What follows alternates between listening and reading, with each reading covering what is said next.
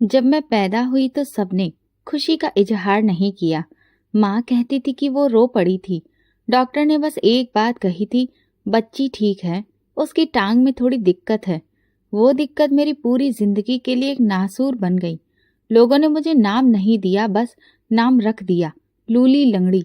मैं कविता हूँ, लेकिन किसी ने भी मुझे मेरे नाम से नहीं पुकारा। शुरुआत में मुझे समझ नहीं आता था कि मेरे साथ ऐसा व्यवहार क्यों किया जाता है। जब भी बच्चों के साथ खेलना चाहती, हंसना चाहती और गली में पहुंचती तो उनकी नजरों का रुख बदल जाता। बच्चों की आंखों में हैरानी नहीं, एक अजीब सी हकराहट थी। एक दिन ये बच्ची ने अपनी माँ से कहा, ये लड़की अजीब क्यों है? और उसकी माँ ने बड़े आराम से कहा, ये लंगड़ी है ना बेटा। मेरे 3 भाई थे और मैं इकलौती बहन, लेकिन कभी किसी ने मेरे दिल की बात नहीं सुनी। घर में मेरा मजाक बनाया जाता, जैसे मेरा वजूद ही शर्मिंदगी हो। बड़े भाई कभी भी नाम लेकर नहीं बुलाते, हमेशा आवाज देते, अरे लंगड़ी पानी ला, लंगड़ी चाय बना। कभी कभी सोचती, क्या उनके दिल में मेरे लिए प्यार है? शायद था भी, लेकिन वो उसे जाहिर करने का तरीका भूल गए थे। माँ की गोद में तो मैं सहारा लिया करती थी, लेकिन कभी कभार गुस्से में वो भी मुझसे वही बातें सुना देती थी। लूली लंगड़ी बात सुन ले, तू बात क्यों नहीं मानती? मैं अंदर से टूट जाती, लेकिन माँ भी मजबूर थी।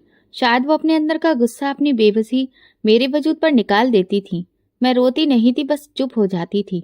मोहल्ले में मेरा जिक्र होता तो नाम से नहीं, हालात से। लूली लंगड़ी की माँ बाजार गई है, या लूली लंगड़ी आज फिर गली में गिर गई। वो सब मुझे मेरी टांग से पहचानते थे, मेरी आंखों से नहीं, मेरी बातों से नहीं, मेरे सपनों से नहीं। उनके लिए मैं एक मजाक थी। मैं शीशे में खुद को देखती, एक मासूम चेहरा, लेकिन एक फर्क जो सबको कांटे की तरह चुभता था। कभी कभार खुद से कहती, काश मैं भी सबकी तरह होती तो मेरी भी तारीफ होती। मैं किसी के लिए शर्मिंदगी की वजह कभी नहीं बनती।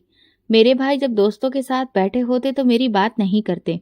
अगर कोई पूछ ले बहन है, तो बस कहते हाँ है, फिर बात बदल देते। मैं उनकी बहन थी, लेकिन जैसे कोई राज, कोई बोझ या कोई शर्मिंदगी की वजह बन चुकी थी। अक्सर रात को मैं चुपचाप बैठकर आसमान को देखती, सितारों से बातें करती, उनसे कहती, तुम्हें कोई लंगड़ा कहकर नहीं बुलाता ना, तुम पर कोई ताना नहीं कसता। वो चुप रहते थे, लेकिन ऐसा लगता कि सुन जरूर रहे हैं। एक दिन माँ ने मुझे गोद में लिया और पूछा, बेटा अगर मैं मर गई तो फिर तू क्या करेगी? मैं कुछ नहीं बोली। दिल में सिर्फ यही आया, शायद तब लोग मुझ पर तरस खाएं, मुझे इंसान समझें। अब जब कोई मुझे लूली लंगड़ी कहता तो दुख नहीं होता, क्योंकि मैं समझ गई थी ये दुनिया सिर्फ वही देखती है जो आंखों के सामने होता है। दिल की खूबसूरती, नियत की सच्चाई, इनका कोई वजन नहीं होता। लेकिन एक बात मैं हमेशा कहती हूँ, मैं कविता हूँ, और चाहे दुनिया कुछ भी कहे, भगवान ने मुझे जैसा बनाया है वैसा ही सबसे बेहतर है। मेरे बचपन का कोई खास साथी नहीं था, ना कोई सहेली जो मेरा हाथ पकड़कर गली में दौड़े, ना कोई बच्चा जो मेरे साथ खेलने को तैयार हो। गली में चहल पहल होती, बच्चे शोर मचाते, लेकिन जैसे ही मैं वहां कदम रखती, सब चुप हो जाते। निगाहें मेरा पीछा करती, जैसे मैं कोई गैर मामूली चीज हूँ। कुछ लोग तो खुसुर फुसुर कहते और कुछ लोग जोर से हंस पड़ते।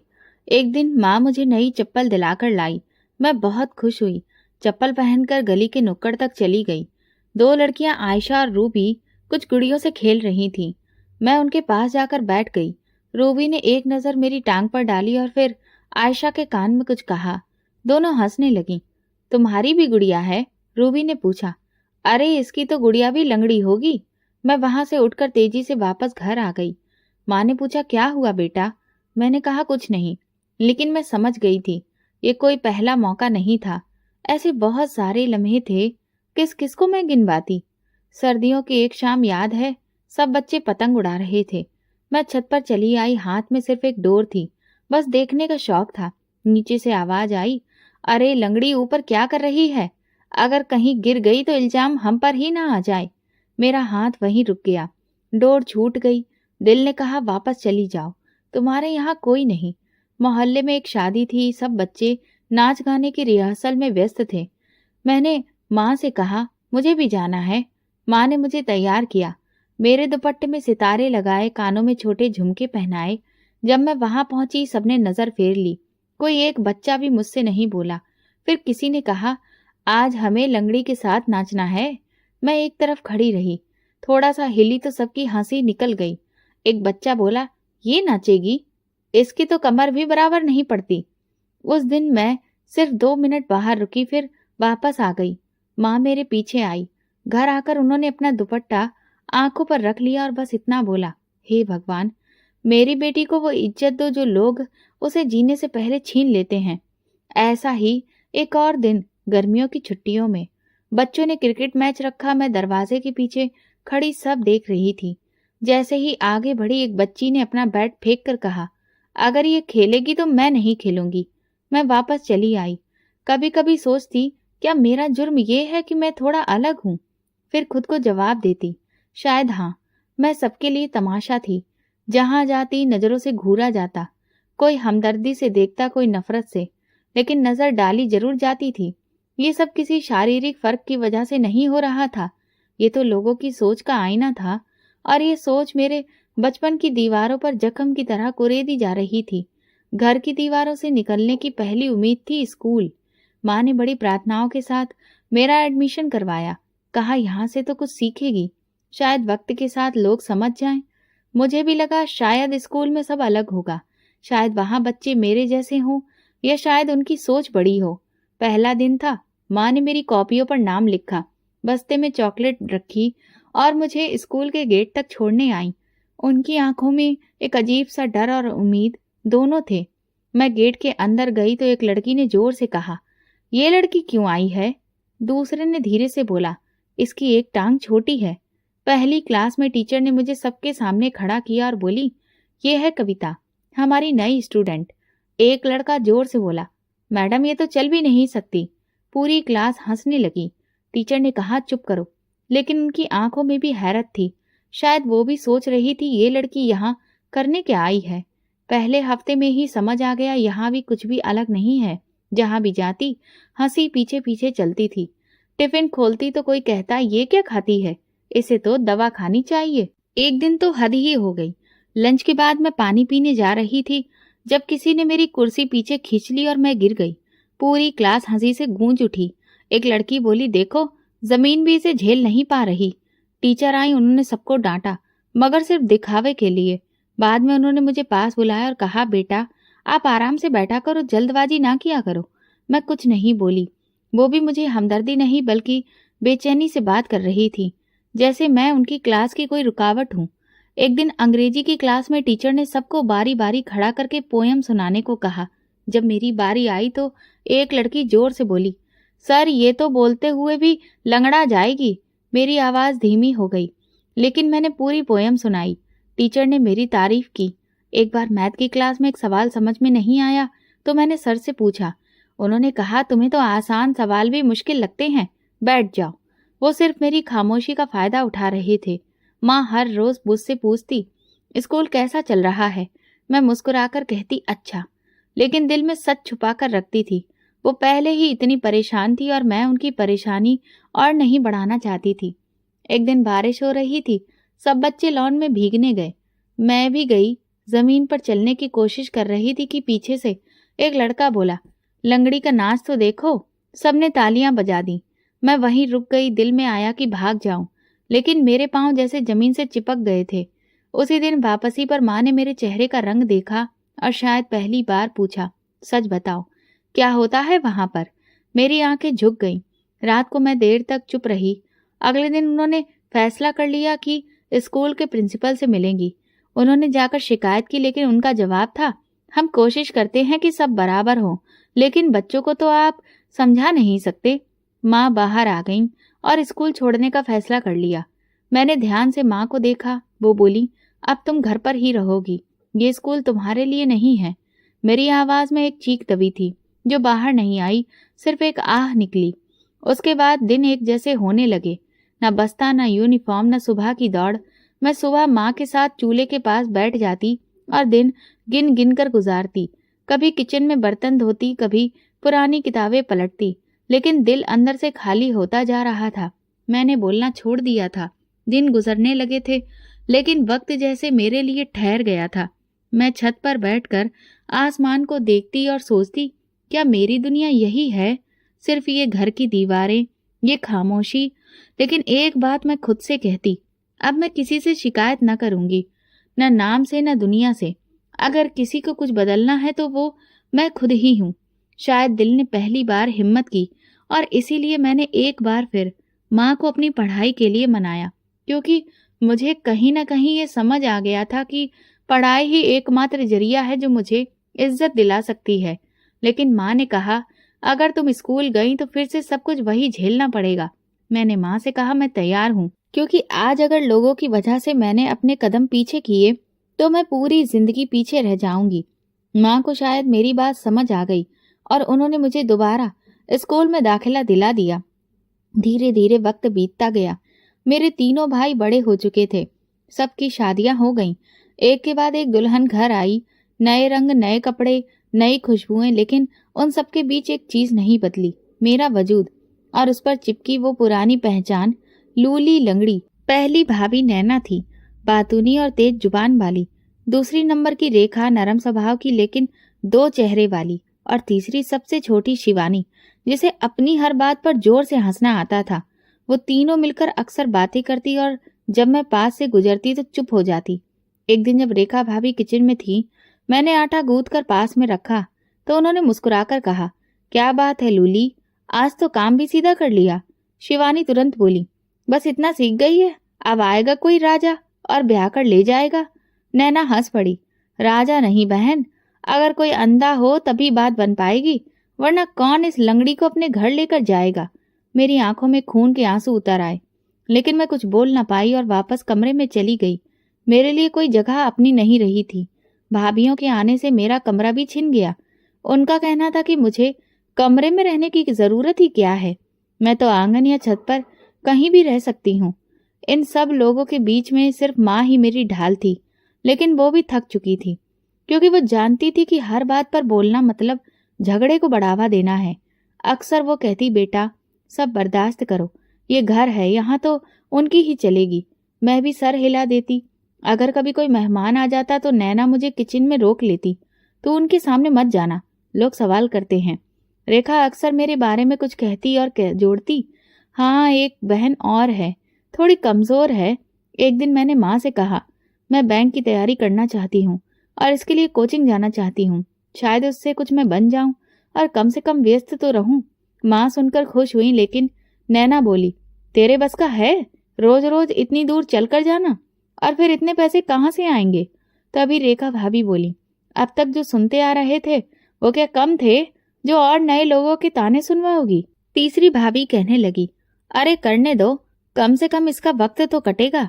लेकिन उनकी आवाज में भी तंज था। घर के सारे काम मेरी ही जिम्मेदारी पर थे। भाभियां बस अपने आप में व्यस्त रहती। माँ भी अब कुछ कहने की हिम्मत नहीं रखती थी। एक दिन माँ बीमार हो गई, 2 दिन तक बुखार रहा। मैंने उन्हें दवाइयां दी, सेवा की, पानी गर्म किया, खिचड़ी बनाई, लेकिन इस सब का श्रेय भी भाभियां ही बटोरती रहीं। दूसरों के सामने यही कहती, माँ तो हमारे दम पर ही चल रही हैं, वरना कब की जा चुकी होती। ये सुनकर मैं सिर्फ खामोश हो जाती। कभी कभी मन करता था कि भाभियों के बीच बैठूं, बातें करूं, हंसूं, लेकिन मैं जानती थी कि अगर उनके पास गई तो फिर से मेरा ही मजाक बनाया जाएगा। और अगर कभी मैं खुद के लिए थोड़ा समय निकालने की कोशिश करती तो मुझे कोई न कोई काम सौंप दिया जाता, कभी चूल्हा जलाने को, कभी कपड़े समेटने को, तो कभी बाजार से सामान लाने को। सब कुछ ऐसा लगता था जैसे मेरा वजूद इस घर में सिर्फ काम करने के लिए है। मैं हर रोज भगवान से प्रार्थना करती, अगर ये इम्तिहान है तो मुझे सब्र देना। कुछ दिनों तक मैंने सिलाई का काम किया और उससे जो भी पैसे जमा हुए वो अपनी कोचिंग की फीस में लगा दिए। और फिर मैंने बैंक की तैयारी शुरू कर दी। एक दिन माँ ने मेरे हाथ में एक पर्ची पकड़ा दी और कहा, नुक्कड़ वाली दुकान से ये सारी चीजें ले आओ। मैंने दुपट्टा ठीक किया, पर्ची मुट्ठी में दबाई और गली में निकल पड़ी। सामने से 4 लड़कियां आ रही थीं। मैंने उनकी ओर न देखा, बस नजरें नीचे करके निकल गई। वे कहने लगी, देखो तो ये लूली लंगड़ी अब हमारी बराबरी करने चली है। सोचती है कि बैंक की तैयारी कर रही है तो कुछ बन जाएगी, खुद से तो चला नहीं जाता। बैंक में क्या काम करेगी, खाक, सब काम खराब करेगी।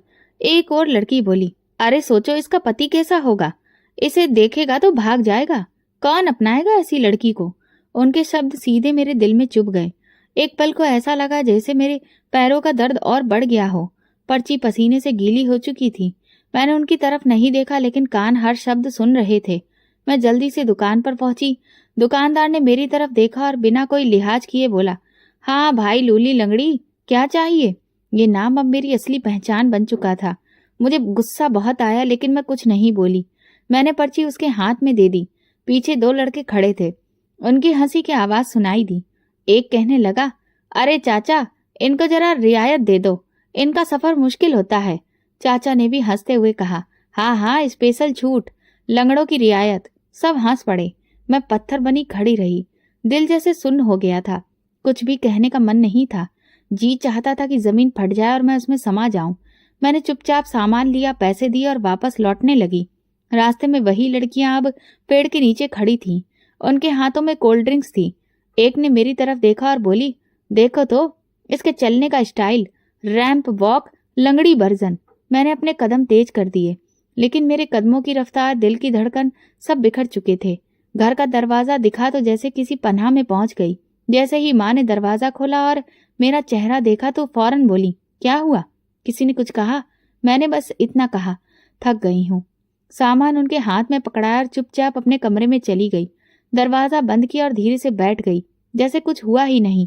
लेकिन वो शब्द, कौन अपनाएगा ऐसी लड़की को, कानों में गूंजते रहे। ये सवाल सिर्फ उन लड़कियों का नहीं था, बल्कि मोहल्ले का, रिश्तेदारों का, यहाँ तक कि मेरे घर वालों का भी। थोड़ी देर बाद नैना भाभी बोली, जल्दी नीचे आओ, माँ बुला रही हैं। वैसे भी बाहर जाकर जब आईना देखोगी तो लगेगा जैसे तूफान आया है। फिर वो हंसने लगी। मैं नीचे आई। माँ ने कहा, कल तुम्हारे लिए नए कपड़े सिलवा दूंगी, सब पुराने हो गए हैं। तभी शिवानी भाभी बोली, क्या करेगी नए कपड़ों का? ना तो किसी महफिल में जाती है, ना रिश्तेदार आते हैं। रेखा भाभी मुस्कुराकर बोली, रिश्तेदार आ भी गए तो वापस चले जाएंगे। अगर ज्यादा देर तक देख लिया तो शायद हमदर्दी में कुछ दे भी जाएं। मैंने माँ की ओर देखा। वो चुप थी, लेकिन उनकी आंखों में दर्द साफ था। उस दिन का बोझ मेरी हड्डियों में नहीं, दिल में उतर गया था।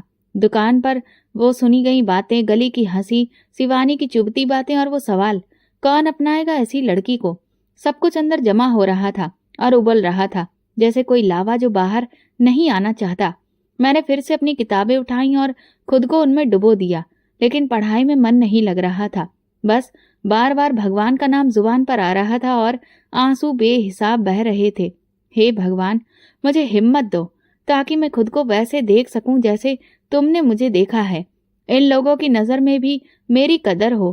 कुछ दिन बाद रेखा भाभी माँ के पास आई और बोली, माँ जी, मेरे भाई की फैक्ट्री में एक औरत काम करती है। उसका देवर है, उसकी पत्नी का देहांत हो चुका है। 3 बच्चे हैं, लेकिन आदमी बहुत अच्छा है।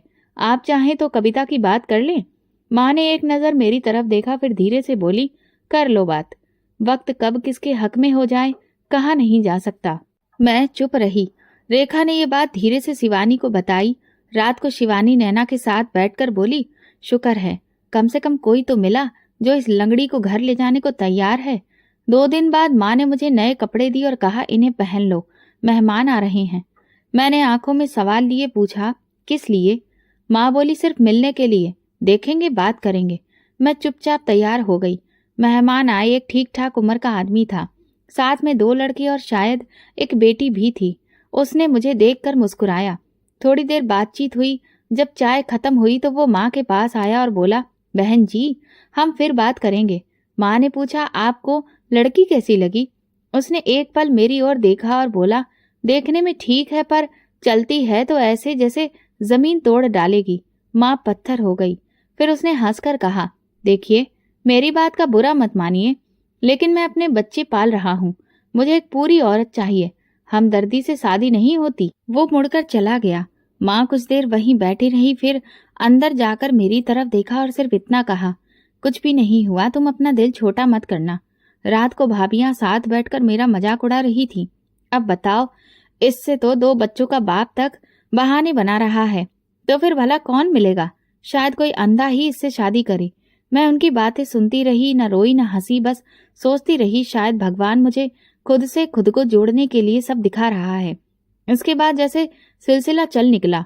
2 और रिश्ते आए, जिनमें से एक मुझसे 40 साल बड़ा आदमी था। उसने भी मुझे देखकर ठुकरा दिया, और एक जो 10 साल बड़ा था और उसका खुद का पैर भी पूरी तरह से बेकार था, लेकिन उसने भी मुझे नहीं अपनाया। कहने लगा, मैं लंगड़ा हूं तो क्या हुआ, मैं मर्द हूं। मैं एक ऐसी लड़की से शादी हरगिज नहीं करूंगा। इसके बाद तो जैसे माँ की आंखों में हर समय दर्द दिखने लगा। मैंने उनकी आंखों में पहली बार फिक्र देखी, जिसमें बेबसी भी शामिल हो चुकी थी। वो जल्दी खाना पकाती और जल्दी सो जाती और कम बात करती। उनका दिल जैसे अंदर से खाली हो रहा था। एक शाम जब मैं आंगन में बर्तन धो रही थी, माँ छत से नीचे आई और सीधा नैना के कमरे में गई। दरवाजा बंद हुआ, आवाज सुनाई दी, बेटा तुम ही कुछ करो। अपने पतियों से कहो कि वो कविता के लिए कुछ करें, उसके रिश्ते के लिए, और भी कहीं बात चलवाएं। नैना ने कहा, माँ देखिए, हमने कई बार कहा लेकिन अब वो भी शर्मिंदा हो चुके हैं। क्या हर बार अपनी बेइज्जती करेंगे? माँ चुप हो गई। अगले दिन माँ ने सुबह नाश्ते के समय बड़े भैया को बुलाकर कहा, बेटा कविता की उम्र हो रही है, उसके लिए रिश्ते मुश्किल हो रहे हैं, इसलिए अभी से तुम थोड़ी तेजी दिखाओ। लोगों की बातें सुन सुनकर मेरी जान निकलती है, इसलिए कुछ सोचो। भाई ने अखबार एक तरफ रखा और साफ शब्दों में कहा, अब हमें तो माफ कर दो माँ, हमने बहुत कोशिश कर ली, कोई भी ऐसे रिश्ते को अपनाना ही नहीं चाहता और हम बार बार लोगों के आगे भीख नहीं मांग सकते। ये कहकर भाई वहां से उठकर चला गया और माँ अपने आंसू छुपाते हुए फूट फूट कर रोने लगी। मुझसे ये सब देखा नहीं जा रहा था, लेकिन समझ नहीं आता था कि मेरे जीवन में आखिर लिखा क्या है। सवाल तो मेरे मन में भी थे कि क्या सच में कोई भी मेरा हाथ नहीं थामेगा, कोई ऐसा नहीं होगा जो मुझे सच्चे दिल से प्यार करेगा, अपनाएगा।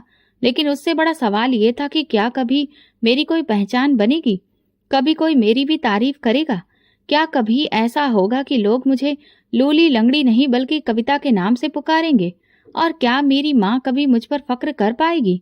यही सब सोचकर मैंने एक बार फिर से खुद को पढ़ाई में झोंक दिया।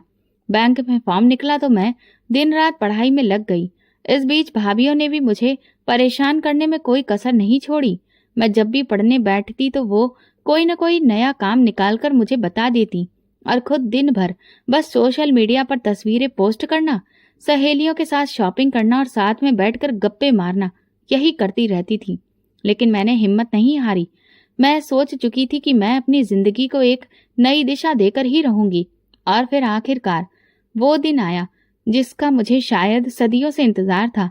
रिजल्ट निकला और मेरा नाम शॉर्ट लिस्ट किए गए उम्मीदवारों में था। उसी दिन मेरी खुशी का कोई ठिकाना नहीं था। जब ये बात सबको पता चली तो किसी को भी यकीन नहीं आ रहा था कि मैं एक अपाहिज, जो जिंदगी भर दूसरों की नजरों में बस खुद को लाचार ही महसूस करती रही, आज वो अपने दम पर नौकरी पा गई। लेकिन ये सच था जिसे कोई झुटला नहीं सकता था। लोगों के चेहरों पर खुशी तो दिखती थी, लेकिन साफ पता चलता था कि वो सिर्फ झूठी थी। भाभीियों ने भी तुरंत ही ताना मारते हुए कहा, नौकरी लग जाने का मतलब ये तो नहीं है ना कि तुम्हारी पहचान बदल जाएगी, रहोगी तो तुम वही लूली लंगड़ी ही। नौकरी लगने से पर थोड़ी ना लग गए हैं। उन्होंने मेरा हौसला गिराने की कोशिश की, लेकिन फिर भी मैंने उनकी बात को ज्यादा दिल से नहीं लिया, क्योंकि भले ही ये मेरी छोटी सी शुरुआत थी, लेकिन कम से कम मेरे जीवन में कुछ तो बेहतर था। लेकिन हाँ, मेरी माँ मेरे लिए बहुत खुश थी। उन्होंने मेरा माथा चूमते हुए कहा, मेरी बच्ची, तुमने आज सच में बहुत बड़ा सुकून दिया है। अब बस भगवान से यही प्रार्थना है कि तुम्हारे जीवन में एक ऐसा जीवन साथी दे जो तुम्हारी कदर करे। माँ की इस बात को सुनकर मेरा चेहरा मुरझा गया, क्योंकि नौकरी पाना तो शायद फिर भी मेरे हाथ में था, क्योंकि उसके लिए मेहनत मुझे करनी थी। लेकिन एक अच्छा जीवन साथी जो मेरी कद्र करे, वो मेरे हाथ में नहीं है, और इसीलिए मुझे उसकी कोई उम्मीद भी नहीं थी। मैंने अपनी नौकरी ज्वाइन की और दिल लगाकर अपना काम करने लगी। बैंक दूर था, इसलिए हर रोज ट्रेन से सफर करना पड़ता था। शुरू में तो सब कुछ बहुत अच्छा लगा, लेकिन फिर धीरे धीरे वही चीजें झेलनी पड़ी जो अब तक मैं झेलती आ रही थी। वही लोगों की नजरें जो मुझे लाचार और बेबस समझती थी। उन्हें लगता था कि अगर मैं शारीरिक रूप से कमजोर हूं तो मानसिक रूप से भी कमजोर होंगी। ऐसे लोग मुझे अपने से कमतर समझते थे। इसी वजह से ना तो स्कूल कॉलेज में कोई दोस्त बना और ना ही यहाँ। लेकिन अब मैंने भी बिना दोस्तों के जीना सीख लिया था। किसी से कोई उम्मीद नहीं रखती थी कि कोई मेरे साथ बैठे, मुझसे हंसे बोले या मैं अपना गम किसी से बांट सकूं। फिर एक दिन जब घर पहुंची तो एक और रिश्ता सामने खड़ा था, लेकिन उसने भी मुझे ठुकरा दिया। उसने ना तो मेरी अच्छाई देखी, ना मेरी नौकरी, बस मेरी लाचारी। भाभीियों ने तुरंत कह दिया, देखा, अपनी नौकरी पर बहुत फक्र कर रही थी, लेकिन आज साबित हो गया कि तुम्हारी पहचान वही है जो पहले थी। नौकरी लगने से कोई फर्क नहीं पड़ता। मैं चुप हो गई। मुझे भी लगने लगा कि शायद वे सच कह रही हैं, लेकिन अब मेरे अंदर दुखों का पहाड़ जमा होता जा रहा था और मैं अपने गम को किसी से बांट भी नहीं पा रही थी। इस वजह से मैं अंदर ही अंदर मर रही थी। कुछ समझ नहीं आता था, क्योंकि माँ भी अब मेरी वजह से इतनी परेशान रहने लगी थी कि वो धीरे धीरे बीमार पड़ने लगी। मैं सिर्फ दवाइयों से उनका इलाज कर रही थी, लेकिन मुझे अच्छे से समझ आता था कि उनकी बीमारी की असली वजह मैं ही हूँ। एक दिन बैंक में एक एम्प्लॉय का बर्थडे था। शाम को पार्टी थी, लेकिन मुझे पार्टी में नहीं बुलाया गया। उस दिन मुझे ऐसा लगा जैसे मेरा इन सबसे थोड़ा अलग होना ही एक गुनाह है। न जाने क्या था, लेकिन उस दिन मन बहुत भारी हो गया। घर लौटते हुए मैं घर नहीं गई, बल्कि समंदर किनारे जाकर बैठ गई। मुझे पता था कि रात हो चुकी है, माँ परेशान हो रही होगी, लेकिन फिर भी मैं खुद ही उस ओर मुड़ गई जहां मीलों दूर तक सिर्फ अंधेरा, ठंडी हवा और सन्नाटा फैला था। बहुत देर तक मैं वहां बैठी रही और अपने आंसू बहाती रही। फिर अचानक लगा कि माँ बेचारी वैसे ही परेशान है और अब और परेशान हो रही होगी। ये सोचकर मैं उठी और रेत झाड़ने लगी कि तभी अचानक एक लड़की जो बुरी तरह लंगड़ा रही थी, जैसे तैसे हाँफती हुई दौड़ती हुई मेरे पास आई और मेरे पैरों पर गिर गई। मैंने उसे उठाया। उसके कपड़े जगह जगह से फटे थे, चेहरे और माथे से खून बह रहा था। वो रोते हुए मेरे सामने हाथ जोड़कर बोली, दीदी मुझे बचा लीजिए, वो लोग मुझे बेचने वाले हैं। ये सुनते ही मेरे पैरों तले जमीन खिसक गई। इससे पहले कि मैं कुछ समझ पाती, वहां दो हट्टे कट्टे आदमी आ गए। उन्होंने मुझे देखा और धमकाते हुए बोले, ए लड़की, चुपचाप यहाँ से निकल जा और ज्यादा होशियारी मत दिखा। अगर किसी से कुछ कहा तो जान से हाथ धो बैठेगी, समझी। ये कहते हुए उन्होंने उसके बालों से पकड़कर उस लड़की को घसीटना शुरू कर दिया। वो बेचारी उनसे छोड़ देने की भीख मांगती रही। वे हंसकर बोले, अरे क्या करेगी अच्छी जिंदगी का, वैसे भी तू तो लंगड़ी है, तेरे जैसे तो बिकने के ही लायक हैं, दुनिया पर बोझ हो, किसी काम की नहीं। तभी दूसरा आदमी बोला, क्या सोचती थी, लंगड़ी होकर हमसे कितनी दूर भाग पाएगी। और उन्होंने एक जोरदार थप्पड़ उसके गाल पर जड़ दिया। ये सब देखकर मेरे अंदर गजब का गुस्सा भर गया। मैं जोर से चिल्लाई, छोड़ दो उसे, वरना। मैं उन दोनों की तरफ बढ़ी। उन्होंने मेरा मजाक उड़ाते हुए कहा, अरे वाह, एक लंगड़ी दूसरी लंगड़ी को बचाएगी। और दोनों जोर से हंसने लगे। तभी एक बोला, चुपचाप चली जा, वरना तुझे भी बाकी लड़कियों के साथ बेच देंगे। उनकी ये बात सुनकर भी मुझे डर नहीं लगा, क्योंकि अब तक मैं लंगड़ी होने की वजह से लोगों की बातें बहुत सुन चुकी थी। लेकिन आज जब इस बच्ची के साथ वही होते देखा तो बर्दाश्त नहीं हुआ। मैं पीछे नहीं हटी। उनमें से एक मेरी तरफ गुस्से में बढ़ा। मैं थोड़ी डरी, क्योंकि वो बहुत ताकतवर था और मैं तो ठीक से दौड़ भी नहीं सकती थी। लेकिन आज कुछ भी हो, मुझे उस बच्ची को बचाना था। अचानक मेरी नजर पास पड़ी लकड़ी की एक मोटी छड़ी पर गई। मैंने झट से उसे उठाया और उसके सिर पर दे मारा। वो लड़खड़ाया और नीचे गिर पड़ा। वहीं एक नाव उल्टी रखी थी, जिससे एक कील बाहर निकली हुई थी। वो कील उसकी आंख में लग गई और खून बहने लगा। वो दर्द से तड़पने लगा। ये देख उसका साथी मुझे मारने के लिए दौड़ा। मुझे कुछ समझ नहीं आया। मैंने झट से रेत उठाकर उसकी आंखों में फेंक दी। वो कुछ नहीं देख पाया। फिर मैंने पीछे से उसके सिर पर डंडे से 2 वार किए और वो भी जमीन पर गिर पड़ा। मैंने उस लड़की को पास बुलाया और कहा, डरने का वक्त नहीं है, अब हमें इन्हें सबक सिखाना होगा और पुलिस को सौंपना होगा। ये सुनकर वो लड़की भी थोड़ा संभली और मेरा साथ देने लगी। मैंने तुरंत अपने दुपट्टे को फाड़कर 2 टुकड़े किए और उनके हाथ और मुंह कसकर बांध दिए। तभी वो लड़की बोली, दीदी ये कुल 4 लोग हैं, 2 तो ये रहे और 2 बाकी की लड़कियों को कंटेनर में लेकर जा रहे हैं। उन्हें विदेश ले जाया जा रहा है। मैंने जब दूर देखा तो मुझे एक कंटेनर दिखाई दिया। पहले तो थोड़ी देर बैठकर मैं वहीं पर सांस ली। वे दोनों आदमी हल्की हल्की बेहोशी में जा चुके थे। मैं सोचने लगी कि थोड़ी देर और अगर ये नहीं पहुंचे तो इनके बाकी दोनों साथी इन्हें ढूंढते हुए यहाँ आएंगे। ये जरूरी नहीं था कि मैं उन दोनों को रोक पाऊं। मुझे कुछ भी करके पुलिस को बुलाना होगा और इन लोगों को पकड़वाना होगा। यही सोचकर मैंने उन दोनों आदमियों को वो जो बोट उल्टी रखी हुई थी उसके नीचे जैसे तैसे छुपा दिया। तभी मुझे उस बोट से एक रस्सी भी मिली। मैंने उसे अपने पास रख लिया और तुरंत फोन करके पुलिस को इस पूरे वाकये के बारे में बताया। इंस्पेक्टर ने मुझसे कहा कि हम वहां बस कुछ ही देर में पहुंच रहे हैं, लेकिन तब तक आप सुरक्षित रहें। मैं वहां पर पुलिस का इंतजार करने लगी कि तभी मैंने देखा कि दूर से 2 आदमी हमारी तरफ ही आ रहे हैं। मैं समझ गई कि ये इन लोगों के बाकी के साथी हैं। मैं तुरंत उस लड़की को लेकर पास में ही जो जंगल शुरू हो रहा था वहां छुप गई। वे आदमी काफी देर तक यहाँ वहां देखते रहे। उन्होंने अपने उन दोनों साथियों का नंबर भी मिलाया, लेकिन भगवान की कृपा से उनका फोन या तो साइलेंट था या फिर मिल नहीं रहा था। उनके फोन की घंटी नहीं बजी।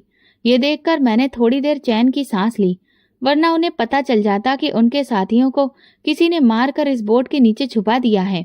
फिर उनमें से एक बोला, मुझे लगता है कि वे दोनों उस लड़की को शायद पकड़ नहीं पाए हैं और कहीं दूर निकल गए हैं।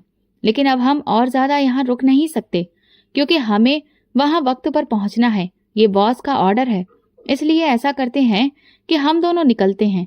ये कहकर वे वहां से जाने लगे तो मैं परेशान हो गई। वो बच्ची बोली, दीदी ये लोग तो उन लड़कियों को लेकर जा रहे हैं, अब हम क्या करें? मुझे कुछ समझ में नहीं आया कि मैं उन बाकी की बच्चियों को कैसे बचाऊं।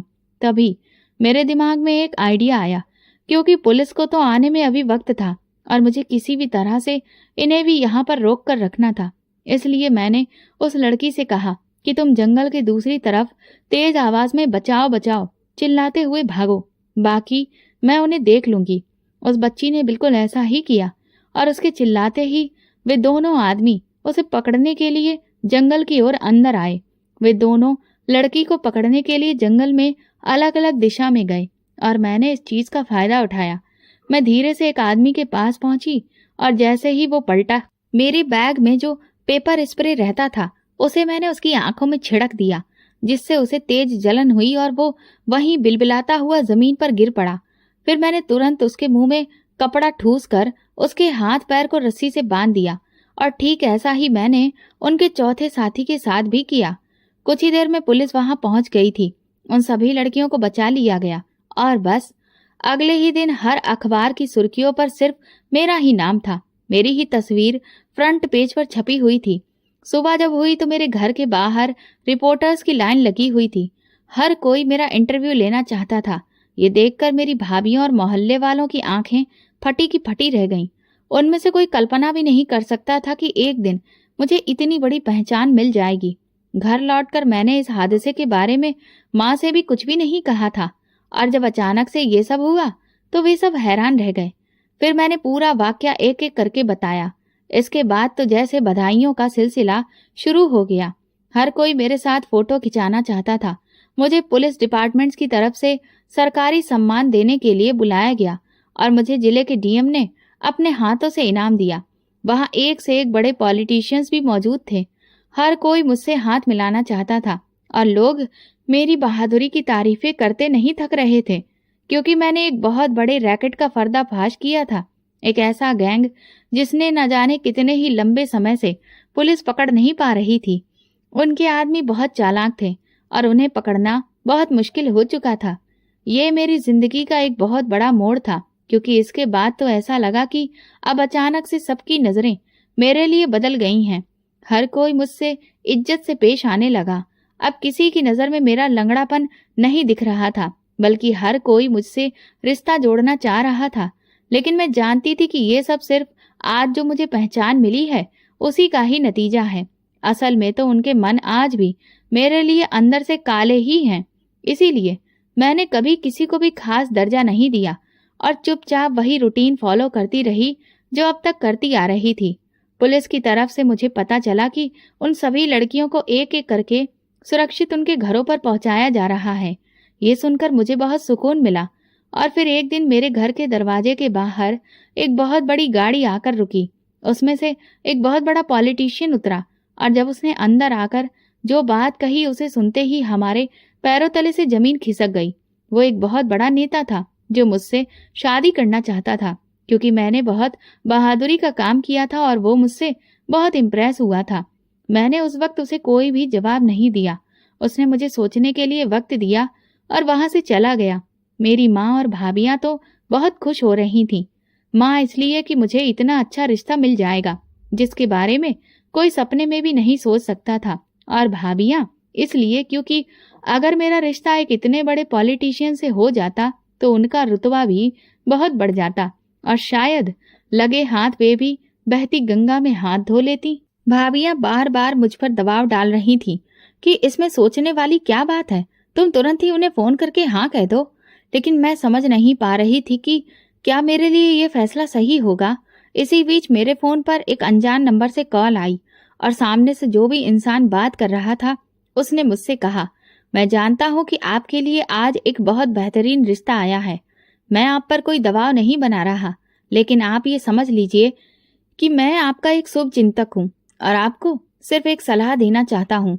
आप चाहें तो ये शादी कर सकती हैं, लेकिन आपकी भलाई इसी में है कि आप इस रिश्ते से इनकार कर दें, क्योंकि ये रिश्ता नहीं एक सौदा है। वो इंसान जो आज आपके घर आया था वो इसलिए नहीं आया क्योंकि आप एक बेहतरीन इंसान हैं। वो आपसे रिश्ता सिर्फ इसलिए जोड़ना चाहता है क्योंकि वो अपने पॉलिटिक्स के करियर को और बेहतर बनाना चाहता है। इस वक्त आप हर अखबार की सुर्खियों में हैं, हर न्यूज चैनल पर छाई हुई हैं। अगर आपकी शादी उस राजनेता से हो जाती है तो लोगों के दिलों में उसके लिए भी हमदर्दी और ज्यादा बढ़ जाएगी और आपके लिए तो पहले ही लोग तारीफें करते थक नहीं रहे हैं। फिर वो आपको राजनीति के क्षेत्र में उतार कर अपने करियर को नई ऊंचाइयों तक पहुंचाने की कोशिश करेगा। सीधी बात यह है कि आप उसकी पत्नी नहीं, एक सीढ़ी बनेगी जिसका इस्तेमाल वो अपनी ऊंचाइयों तक पहुंचने के लिए करेगा। इससे पहले कि मैं उस इंसान से पूछती कि वो कौन है, उसने फोन काट दिया। न जाने क्यों, लेकिन उस अनजान आदमी की बात पर मुझे भरोसा हो रहा था, क्योंकि मुझे खुद भी वो पॉलिटिशियन एक नजर भी नहीं भा रहा था। उसकी निगाहें, बोलचाल का तरीका, सब कुछ लालच से भरा हुआ था। यही सोचकर मैंने इस रिश्ते से इनकार कर दिया। ये सुनते ही मेरी भाभियां बौखला गईं। माँ भी मुझे समझाने लगी कि मैं गलती कर रही हूँ, लेकिन मैं जानती थी कि मैंने ये फैसला करके कोई गलती नहीं की। मेरे इनकार से उस पॉलिटिशियन के गुरूर को ठेस पहुंची और उसने गुस्से में मुझे धमकी दी, तूने मुझे ठुकरा कर अपने जीवन की सबसे बड़ी गलती की है और इसका खामियाजा तुझे भुगतना पड़ेगा। इधर एक दिन जब मैं अपने काम से लौट रही थी तो अचानक मुझ पर कुछ लोगों ने हमला कर दिया, लेकिन तभी वहां पुलिस आ गई और उन्होंने मुझे बचा लिया। उसी रात जिले के एसपी मेरे घर आए और उन्होंने कहा, आपने जो काम किया है उसकी वजह से अब आपके बहुत सारे दुश्मन पैदा हो गए हैं। आज जो हमला हुआ है वो इन्हीं में से किसी ने करवाया है, इसीलिए आपकी सुरक्षा के लिए 2 कांस्टेबल्स की तैनाती घर के बाहर की जा रही है। ये सब देखकर मुझे बहुत ही अजीब लगने लगा कि मेरे जीवन में आखिर हो क्या रहा है। अचानक से इतना बड़ा मोड़, ये दुश्मनी, ये सब कुछ मेरे जैसी एक मामूली लड़की के लिए नहीं बना है। इस हादसे से मेरी माँ बहुत बुरी तरह घबरा गई और फिर उन्होंने एक बार फिर मेरी जल्द से जल्द शादी करने की ठान ली। उन्हें लगने लगा था कि इतनी शोहरत पाने के बाद शायद कोई तो होगा जो मुझे अपनाएगा, लेकिन ये सब कुछ सिर्फ वक्त के साथ था। जब तक मैं सुर्खियों में रही तब तक लोग मुझसे रिश्ता जोड़ने के लिए मरे जा रहे थे, लेकिन जैसे ही मेरा नाम चर्चा से बाहर हुआ और ये खबर ठंडी पड़ी, वैसे ही लोगों का रवैया फिर से वही हो गया और एक बार फिर वही इनकार माँ को बार बार सुनना पड़ा। अब वो बहुत डरी हुई और घबराई हुई थी, क्योंकि उन्हें मेरी जान का खतरा हर वक्त दिखाई देता था। इसी बीच एक दिन मेरे घर एक कबाड़ी वाला आया और उसने माँ से मेरा हाथ मांगा। ये देखकर मैं दंग रह गई। मुझे लगा था कि शायद मेरे घर वाले इस रिश्ते से इनकार करेंगे, लेकिन ऐसा नहीं हुआ। माँ ने मुझे समझाया, बेटा अब बात सिर्फ तुम्हारी नहीं है, हम सबकी भी बन गई है, इसलिए हम चाहते हैं कि तुम जल्द से जल्द शादी करके अपना घर बसा लो और इन सब झंझटों से दूर हो जाओ और मुझे भी इस बोझ से मुक्ति दो। माँ की ये बात सुनकर मैं बहुत उदास हो गई। फिर मैंने भी इसे अपनी किस्मत समझकर अपना लिया और इस शादी के लिए हाँ कर दी। मेरी भाभियां तो बहुत खुश थीं। उन्हें लगा कि अब मुझे मेरी अकड़ का जवाब मिल गया है और मेरी शादी एक ऐसे इंसान से हो रही है जिसके काबिल वे मेरी औकात समझती थी। 1 हफ्ते बाद ही शादी थी। तैयारियां बहुत मामूली थी, क्योंकि ना तो उस आदमी के पास इतना पैसा था और ना ही हमारे पास, इसलिए बहुत साधारण तरीके से सब कुछ हो रहा था। भाभियां दिन रात मुझे ताना मार रही थी। हमने तो पहले ही कहा था उस राजनेता से शादी कर लेती तो रानी बनकर रहती। अब जा इस कबाड़ी वाले के घर और उसके साथ गली गली घूम घूम कर कबाड़ा बेचना, ऐसे आदमी से शादी करने के बाद तो शायद बैंक वाले भी तुझे निकाल देंगे। एक भाभी ने हंसकर कहा, आखिर इस लंगड़ी ने कर ही लिया ना सब बर्बाद। यही इसकी किस्मत है, कभी नहीं बदलेगी। ये भी लाचार है और इसकी किस्मत भी लाचार है। बेचारी इतनी मेहनत करके नौकरी पाई थी, सोच रही थी कि कोई राजकुमार आएगा और ब्याह कर ले जाएगा, लेकिन देखो मिला कौन, एक कबाड़ी। ये कहकर वो जोर जोर से हंसने लगी। मेरी आंखों में आंसू आ गए, लेकिन मैंने इसे भगवान का फैसला समझकर दिल से अपना लिया और सोच लिया था, जो भी हो जैसा भी हो, वो इंसान मेरा पति होगा और मैं पूरे मन से उसे अपनाऊंगी। अगले दिन शादी हो गई और मैं खामोशी से अपने पति के साथ विदा होकर गाड़ी में बैठकर आ गई। मुझे हैरत तो इस बात की हो रही थी कि उसने बेचारे ने मेरी खातिर न जाने कितनी मुश्किल से इस गाड़ी का किराया जुटाया होगा। तकरीबन कुछ घंटे का सफर तय करने के बाद हम एक चौड़ी सी रोड के अंदर दाखिल हुए। वहां पर जो आसपास का माहौल दिख रहा था वो मुझे हैरत में डाल रहा था। मैंने अपने पति से पूछा, आप यहाँ रहते हैं? वो सिर्फ मुस्कुराया और कोई जवाब नहीं दिया। और फिर हमारी गाड़ी एक बंगले के बाहर रुकी। मैं हैरान परेशान से उसके साथ अंदर पहुंची। सफेद संगमरमर की जमीन, खूबसूरत रंग बिरंगे पर्दे, बड़े बड़े झूमर, हॉल में पड़ा हुआ सोफा, ये सब देखकर मुझे तो कुछ भी समझ में नहीं आ रहा था कि ये हो क्या रहा है। मैंने जैसे ही अपने पति को देखा तो वो एक बार फिर से मुस्कुराया। उसने मेरा हाथ पकड़कर मुझे सोफे पर बिठाया। वो जानता था कि इस वक्त मेरे मन में हजारों सवाल हैं। सबसे पहले उसने मुझे एक गिलास पानी दिया और मेरा हाथ पकड़कर बोला, तुम फिक्र मत करो, मैं अब तुम्हारे हर एक सवाल का जवाब दूंगा। ये कहते हुए उसने अपने चेहरे पर लगी हुई दाढ़ी मूंछों को निकाल दिया। ये देखकर तो मैं और भी ज्यादा दंग रह गई कि ये वो इंसान नहीं है जो अब तक हमारे सामने था। मैं उठकर खड़ी हो गई। मैंने कहा, आप कौन हैं और आपने इस तरह से मुझे और मेरे घर वालों को धोखा क्यों दिया? ये कहते ही अचानक न जाने क्यों मुझे ऐसा लगा कि जैसे इस इंसान को मैंने पहले भी कहीं देखा है, लेकिन कहाँ देखा है ये याद नहीं आ रहा था। तभी मेरा पति कहने लगा, याद करने की कोशिश कर रही हो ना कि मुझे कहाँ देखा है? मैंने हाँ में सिर हिलाया। उसने कहा, मैं इस जिले का एसपी अमन वर्मा हूँ। उनके मुंह से ये बात निकलते ही मुझे अचानक याद आ गया कि ये तो वही है जो मेरे घर पर 2 कांस्टेबल्स को तैनात करवाने के लिए आए थे। मैं हैरान होते हुए उनसे बोली, आप इतने बड़े अधिकारी और आपने मुझ जैसी एक मामूली लंगड़ी लड़की से शादी क्यों की? भला आपको ऐसी कौन सी मजबूरी पड़ गई थी? वो मुस्कुराकर कहने लगे, मेरी कोई मजबूरी नहीं थी, बल्कि मैंने तुमसे खुशी खुशी शादी की है क्योंकि मैं तुमसे प्यार करता हूँ। उनकी ये बात सुनकर तो मैं आंखें फाड़ फाड़ कर उन्हें देखने लगी। वो कहने लगे, दरअसल जिस दिन तुमने उन लड़कियों को बचाया था उसी दिन तुम्हारे बारे में जानकर मेरे दिल में पहली बार एक अजीब सा एहसास हुआ। फिर जब तुम्हें सरकार की तरफ से इनाम दिया गया तो मैं वहीं पर था। तुम्हारी सादगी, तुम्हारा भोलापन, सब कुछ मुझे भा गया और दिल अपने आप तुम्हारी तरफ खिंचता चला गया। फिर मुझे पता चला कि वो पॉलिटिशियन तुमसे शादी करना चाहता है। पहले तो मुझे लगा कि शायद तुम्हारे लिए एक अच्छा रिश्ता है, इसीलिए मैंने कुछ ना कहने का फैसला लिया। लेकिन जब मुझे उस पॉलिटिशियन के इरादों के बारे में पता चला तो मैंने तुम्हें फोन करके उसके बारे में बताया। साथ ही साथ मैं ये भी देखना चाहता था कि क्या तुम भी उन बाकी लड़कियों जैसी हो जो सिर्फ पैसा, पद और रुतबा देखती हैं। अगर ये सब तुम्हारे लिए मायने रखता तो तुम हरगिज इस रिश्ते के लिए इनकार नहीं करती। लेकिन तुमने वही किया जो मेरा दिल बार बार तुम्हारे लिए कह रहा था, जिससे मुझे इस बात की तसल्ली हो गई कि तुम सच में सबसे अलग हो और तुम्हारे लिए प्यार मायने रखता है, पैसा नहीं। लेकिन फिर भी कहीं ना कहीं दिल में कुछ शक की गुंजाइश थी। क्या करूं? जब से होश संभाला है अपने आसपास सिर्फ ऐसे ही लोगों को देखा है जिन्हें पैसा, रुतबा और ताकत से प्यार है। मुझे कभी भी वो सच्चा प्यार नहीं मिला जो मैं दूसरों को देता रहा। मेरे माँ बाप भी बस सिर्फ पैसे और रुतबे की दौड़ में शामिल रहे। उनके पास कभी भी इतना वक्त नहीं रहा कि वो मुझे वो प्यार देते जो मैं डिजर्व करता था। और उसके बाद जब मैं सच्चे प्यार की तलाश में निकला तो देखा कि जो भी मुझसे रिश्ता जोड़ना चाह रहा था वो सिर्फ मेरे पद से प्यार करता था, मुझसे नहीं। और इसीलिए मैंने फैसला किया कि मैं अपने असली रूप में नहीं बल्कि भेष बदलकर तुम्हारे सामने ये शादी का प्रस्ताव रखूंगा। और इसीलिए मैं कबाड़ी वाले के रूप में तुम्हारे घर आया और तुमने मुझे एक्सेप्ट कर लिया। मेरा प्यार जीत गया और शक हार गया।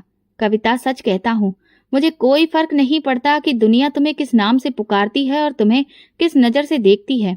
तुम एक बार बस खुद को मेरी नजर से देखो तो अपने आप को कभी किसी से कम नहीं समझोगी, क्योंकि तुम में जो सच्चाई है वो किसी में नहीं है।